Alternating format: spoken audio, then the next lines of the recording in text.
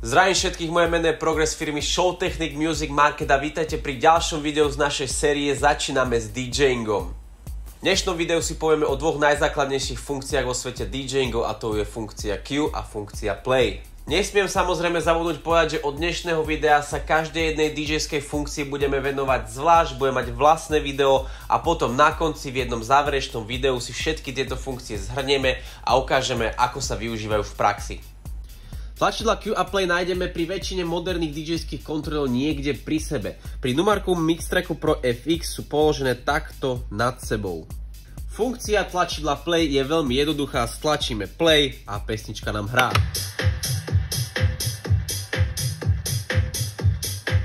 Keď stlačíme znova, pesnička nám zastane a keby sme ho chceli znova stlačiť, tak od toho bodu, kde sme zastavili, od toho bodu nám bude pesnička ďalej pokračovať.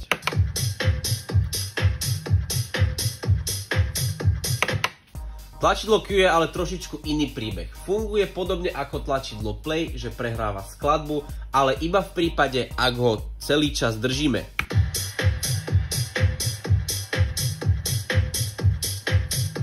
Pokiaľ ho pustíme, tak sa vráti na pôvodné miesto, kde sme skladbu začali hrať, respektíve na Cue point.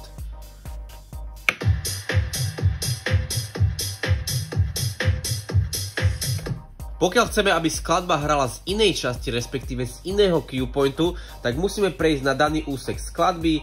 Príklad povedzme, že tu stlačíme tlačidlo, vytvorí sa nám biely cue point a odteraz z tohto tlačidla, keď stlačíme Cue, tak nám začne hrať.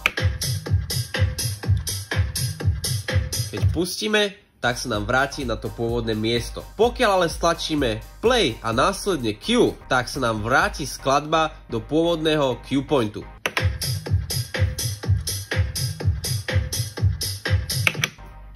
Popri držaní tlačidla Cue môžeme následne stlačiť tlačidlo Play a vtedy nám skladba bude pokračovať v prehrávaní.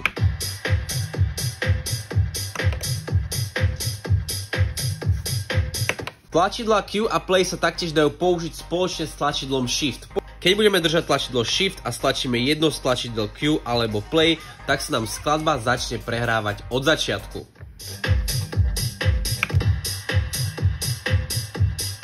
Ďakujeme, že ste si pozreli ďalšie video z našej série Začíname s DJingom. Pre viac takýchto videí nezabudni dať odber, like alebo nám napíš niečo pekné do komentáru.